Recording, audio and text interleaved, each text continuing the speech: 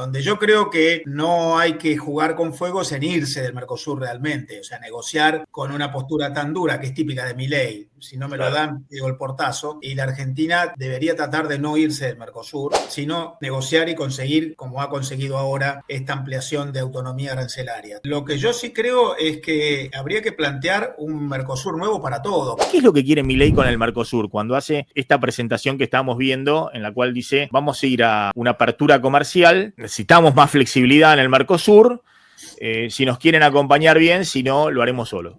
¿Qué mensaje, qué es lo que está buscando? Milei tiene una visión crítica del Mercosur por dos razones. Primero, porque el Mercosur es un colectivo y le quita a la Argentina capacidad de maniobra por el arancel externo común y por una enorme cantidad de pautas que son comunes. Y a Milei le gusta la autonomía de los países. Y la segunda es porque el arancel externo común del Mercosur es alto, si bien esto de arancel externo común es medio un eufemismo, porque en realidad hay un arancel externo con un montón de perforaciones y de excepciones. El 45% del nomenclador arancelario del Mercosur está sujeto a excepciones, pero Milei lo que quiere es recuperar autonomía arancelaria. De hecho, lo viene ejecutando, viene bajando aranceles paulatinamente a muchos productos para la economía nacional, lentamente, con la razón que invoca de favorecer la competencia, bajar la inflación. Si se embarca en la negociación comercial con Estados Unidos, va a tener que ceder en algunos productos la baja de aranceles argentinos a cambio de que Estados Unidos baje los aranceles propios.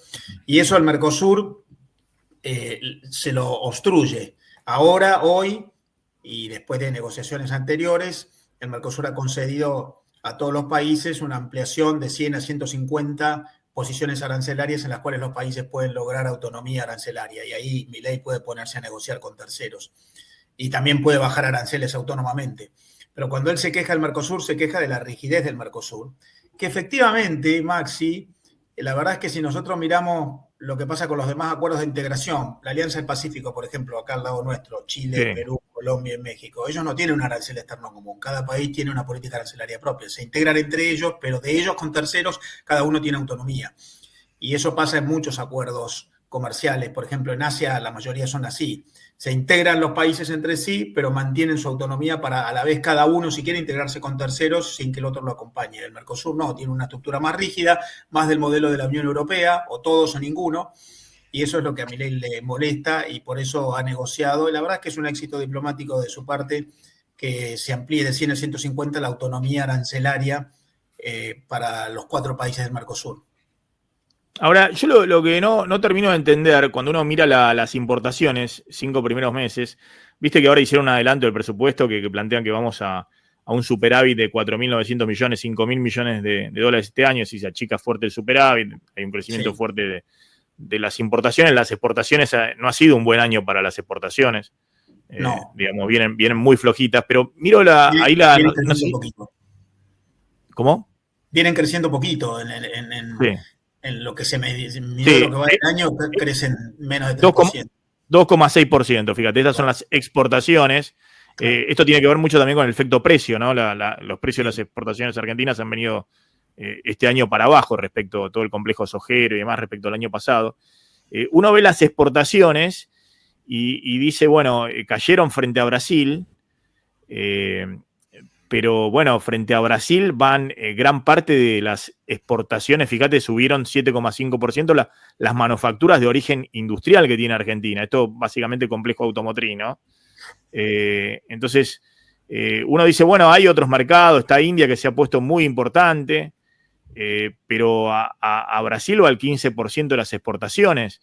Si vos salís del Mercosur y Brasil te pone aranceles y Argentina estaría en problemas, digamos, que tiene el 15% de sus exportaciones a Brasil, ¿no? Y de esas, obviamente, las principales son estas, las manufacturas de origen industrial. Fíjense que a los otros destinos, manufacturas de origen industrial son nada respecto a Brasil. A Estados Unidos 700 millones, a Chile 500 millones, a la India 184 millones, ¿no?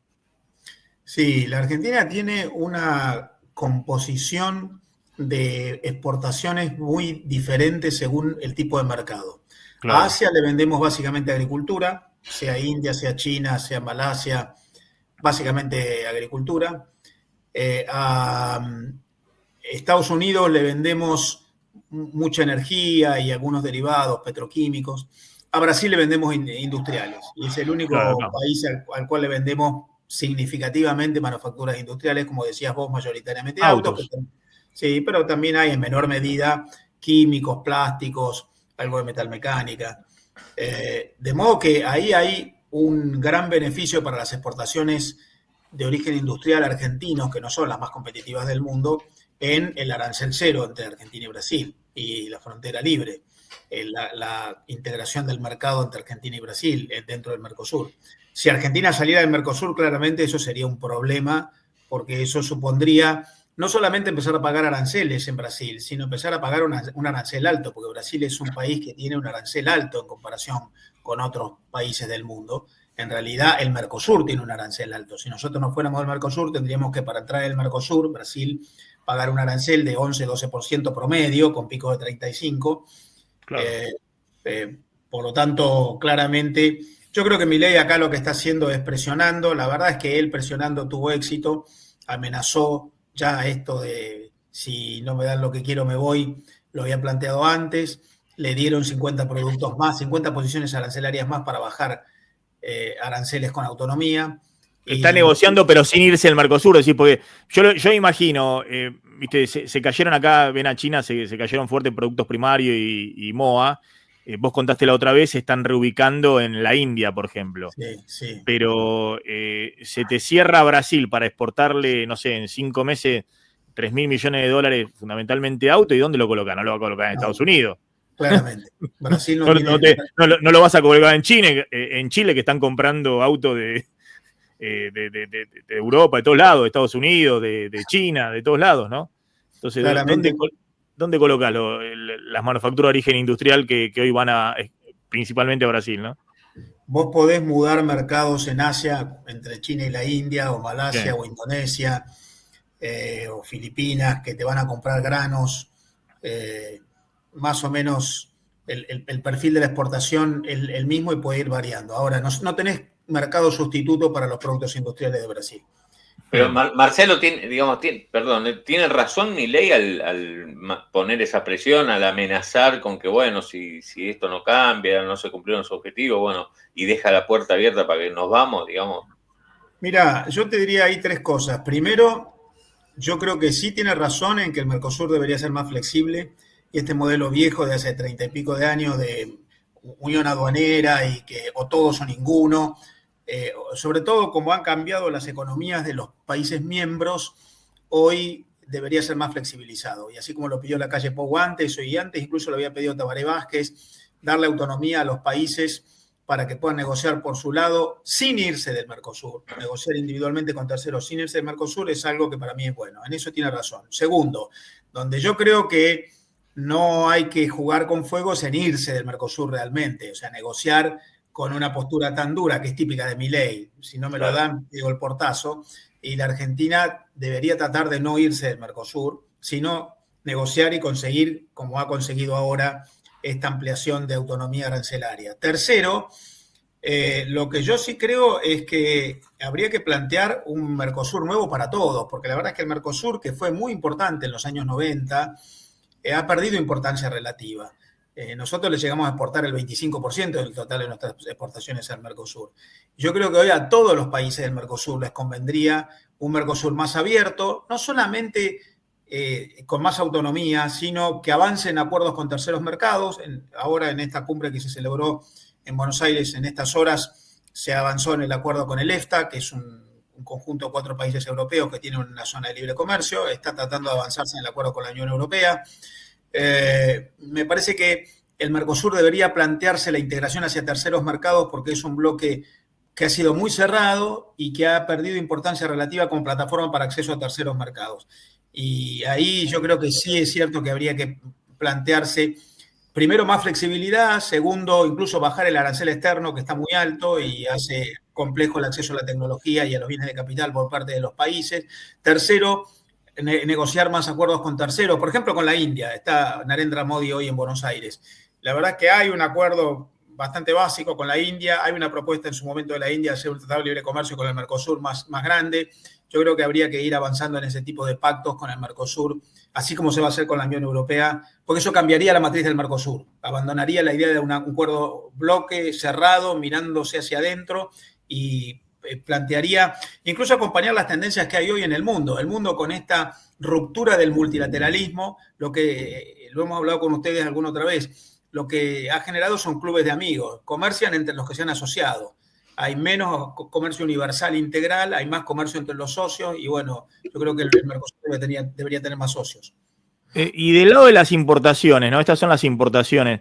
Yo creo que debe ser el año pasado y el año de mayor concentración de importaciones en solo 2 proveedores, ¿no? Fíjense que prácticamente el 50% de las importaciones vienen de Brasil o de China, ¿no? Sí. Históricamente, Maxi, la Argentina tiene en Brasil, China y Estados Unidos los 3 grandes proveedores. El 70% de las importaciones de Argentina viene de esos 3 mercados, históricamente. Pero este año crecieron mucho Brasil y China y bajó un poco la importancia relativa de Estados Unidos. Pero nosotros tenemos muy concentrados en 3 mercados, que además son los 3 mercados más importantes para las exportaciones también. El origen de las importaciones. Las imports están creciendo mucho este año. La verdad es que viene muy fuerte. Ahí hay una parte de razón que tiene Caputo cuando dice las importaciones crecen porque está creciendo la inversión, la importación de bienes de capital está creciendo 70%, pero también está creciendo mucho la importación de bienes de consumo. Están creciendo todas las importaciones. Yo creo que en esto tenés rebote de la represión de importaciones que tuviste durante mucho tiempo, beneficio de un tipo de cambio que hoy es más confortable para el importador, efecto de la eliminación de un montón de trabas y restricciones que había para las importaciones antes, y una economía que crece. Siempre que crece la economía, las importaciones crecen porque, al revés de lo que piensan muchos, las importaciones alimentan el proceso productivo en bienes de capital, sí, máquinas, insumos, bienes intermedios, piezas, partes y accesorios de máquinas, y entonces cuando la economía crece, las IMPU crecen. Ahora, la pregunta es, Milei quiere hacer libre comercio para tener arancel cero. Con Brasil tiene arancel cero, ¿no? En la mayoría de las posiciones arancelarias. De todo esto de importaciones. Con China tiene el arancel externo común, que sí, salvo algunos bienes de capital, tiene arancel cero, ¿no? Muy poco. Básicamente, con China tenés, para el ingreso de China, los chinos pagan aranceles para entrar en Argentina y en el Mercosur en general. Lo que pasa es que los chinos son súper competitivos. Y para las exportaciones argentinas hacia China, pagás arancel de ingreso chino, que también varía. En realidad, el arancel no es uniforme, varía según el tipo de producto y tiene mucha variabilidad según un producto o no. Claro, pero ¿con quién le interesa hacer un acuerdo? Por ejemplo, el problema, vos decís, es nuestro arancel externo común del Mercosur. ¿En cuánto está el arancel máximo hoy? No el promedio. El promedio. El máximo es 35, que es el máximo que te permite la Organización Mundial de Comercio. La OMC no permite más que 35 y para algunos productos, los autos, por ejemplo, extra Mercosur tenés 35. ¿Y el promedio? Promedio da entre 11 y 12 aproximadamente. 11 y 12, bueno. Pero, ¿y hacer acuerdos con quién, digamos? Porque sacando Estados Unidos, ¿no? Que tiene aranceles muy bajos, pero bueno, qué sé yo, está planteando una cuestión proteccionista. No le interesa mucho a Estados Unidos hacer un acuerdo de libre comercio con la Argentina, me imagino. Lo ha manifestado. No sé, la idea de hacer un acuerdo de libre comercio con China, ya con estos aranceles, vuelan las importaciones de China. Aún pagando arancel. Imagínate si estuviera cero arancel, sí, qué sé yo. No, yo creo que, a mí me parece que Milei está esperando para una etapa posterior un proceso de mayor apertura de la economía.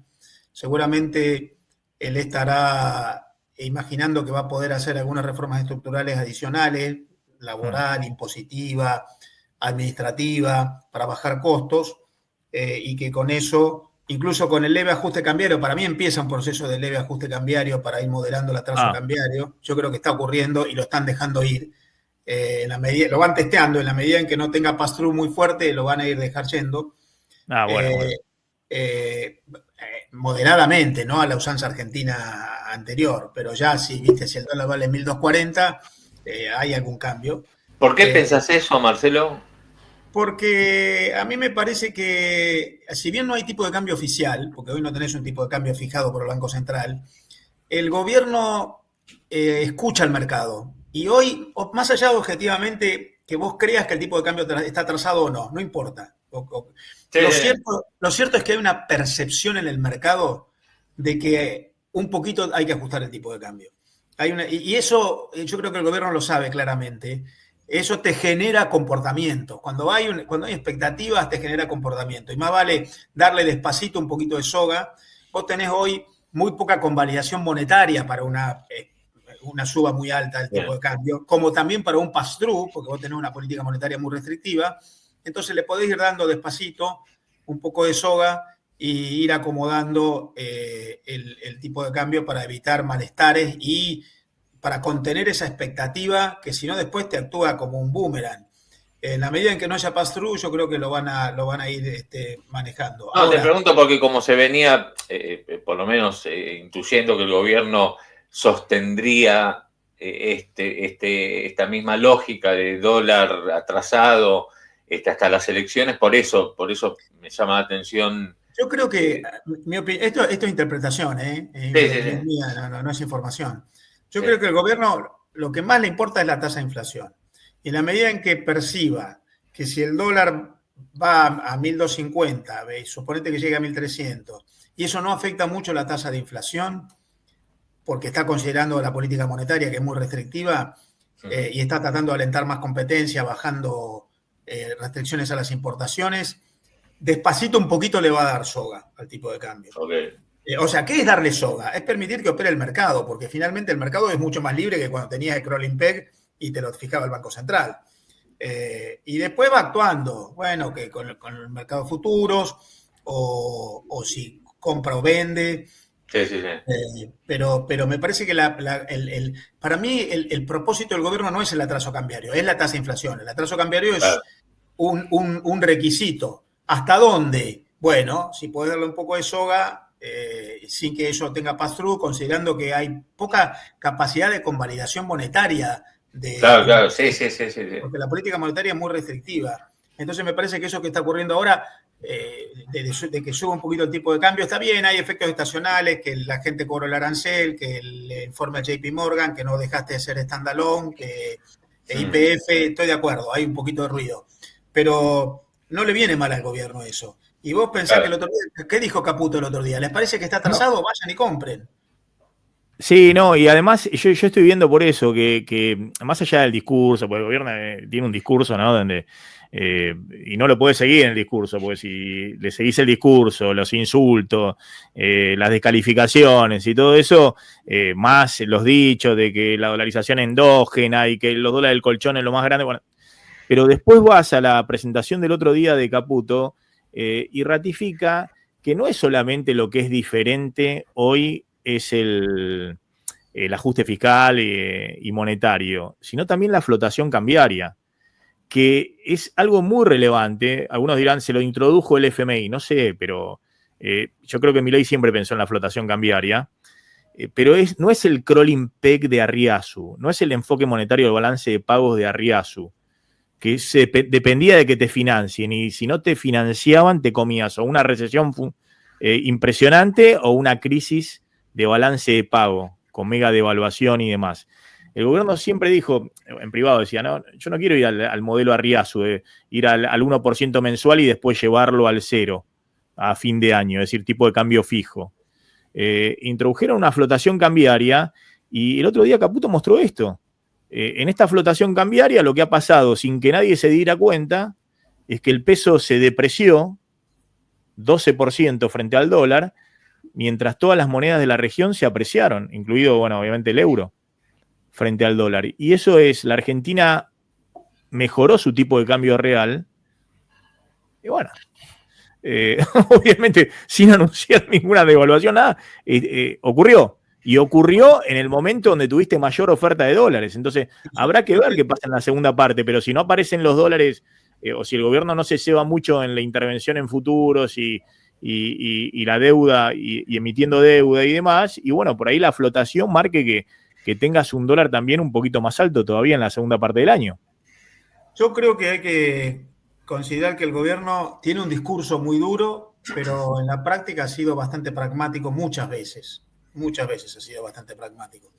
Y en esto, a mí me parece que noticias como cuando te dan el primer cuatrimestre 5.000 millones de dólares de déficit de la cuenta corriente y vos tomás nota. Claro. Y vos tenés las Simpo crecen 33%, las Expo crecen 2,6%.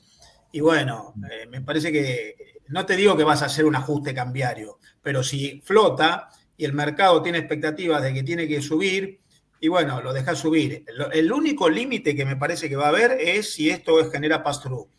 O sea, si esto te afecta a la tasa de inflación, que para el gobierno es muy sensible, ahí yo creo que ahí van a volver a intervendrán en dólar futuro o no sé cómo, incluso hasta vendiendo. Pero mientras eso no ocurra, levemente lo van a ir dejar yendo. Y da la sensación de que como la economía parece haberse enfriado un poquito en junio, eso también te permite darle un poco de aire al tipo de cambio sin que presione tanto precios. Y mirá este otro cuadro que presentó Caputo, que es muy interesante porque plantea un poco lo que veníamos diciendo, ¿no? Que primero los déficits de cuenta corriente de las crisis del 80 de Chile, del 82 de Chile, las crisis del 90 del tequila, los países del sudeste asiático, Brasil, y después las europeas fueron con déficit de cuenta corriente mucho más grandes, ¿no? Incluso después compara 5 puntos de déficit de cuenta corriente que tuvo Macri en el 2017, él también, porque estaba en el equipo económico de Macri, y el 2% de déficit de cuenta corriente de este año. Pero después está el tema del resultado fiscal. Muchos le decíamos, pero escúchame, ha habido casos de crisis de balance de pago con equilibrio fiscal. El caso de Chile, él muestra el resultado fiscal financiero total, pero Chile tenía equilibrio fiscal primario. Alguno puede decir, bueno, y vos mostrás ahora equilibrio financiero, pero estás capitalizando los intereses de la deuda en pesos. Si los pagaras, no tendrías equilibrio financiero, pero tenés superávit primario, ¿ok? Pero estos países, sin duda, mirá el superávit que tenían total Malasia y Tailandia antes de la crisis. Un superávit muy importante, superávit fiscal. Igualmente se fueron a una crisis de balance de pago con devaluación, todo eso. Ahora, ¿cuál era la diferencia respecto a ahora? Y esto lo pone el Ministerio de Economía, lo que pasa es que no lo dice abiertamente. La diferencia no era el tema fiscal, la diferencia era esta, que en aquellos modelos tenías tipo de cambio fijo. Claro. Y ahora tenés equilibrio fiscal con tipo de cambio flotante, ¿no? Yo creo que esa combinación de tipo de cambio flotante y equilibrio de presupuesto y política monetaria muy restrictiva como consecuencia del equilibrio del presupuesto, te da un poco más de aire para, si el mercado genera expectativas de que el tipo de cambio está atrasado, bueno, dale un poquito de aire y no generemos más tensión. Claro, en todo caso la tensión habrá que ver cómo se procesa en la campaña electoral políticamente. Sí, yo creo que la tensión, Maxi, no es, a ver, en términos generales, para el efecto político, si el dólar en vez de valer 1.150 vale 1.250, no es un gran problema. No. El problema es si eso pasa a inflación. Ahora, si el dólar después se va a 1.500, sí. Pero yo no veo ahí otra vez, en relación a otras experiencias anteriores a Argentina, no veo ahí esta condición que había, que era de política monetaria muy expansiva, que te generaba mucha desconfianza. Entonces ahí me parece que el gobierno tiene mucha confianza en su política fiscal y monetaria.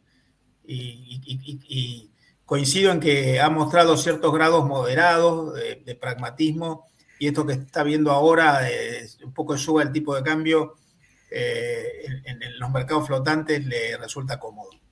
Claro, la otra es si el dólar se te va, aunque te vaya a 1.350 o lo que fuera, si aparece ahí oferta de dólares a un tipo de cambio más alto, el tema es que no toque la banda superior. Exacto. Digamos, que no tenga que intervenir el Banco Central, sino exacto, así como estuvo flotando por la parte baja en la primera parte del año, ver exacto, si puede flotar por la parte alta, autorregulándose, ¿no? Sin que se vaya a la banda. Exacto. Porque ahí vendiendo reservas estarías en otra situación, ¿no? Yo insisto, el gobierno tiene un lineamiento general ideológico, programático, pero en la táctica se ha manifestado bastante pragmático muchas veces. y en esto me parece que hay también una atención cotidiana. Claro. No, decía que no, la cuestión es no irte al techo de la banda, pero te A la llegas a ir banda superior. y porque además el Banco Central vendiendo reserva, sacando peso de la economía en una economía que tiene muy poca monetización, te va a hacer una recesión.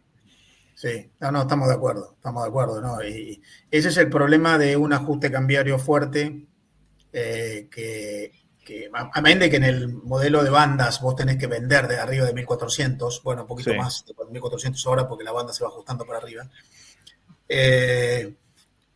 Vos tenés, como no tenés convalidación monetaria, tenés recesión. Entonces, ahí hay un equilibrio muy fino, pero bueno, veremos cómo evoluciona. Yo creo que aquella vieja idea que tenía el gobierno de que el dólar toque la banda inferior y que ahí recién sale a comprar y todo eso, eso ya se abandonó y estamos en otra etapa.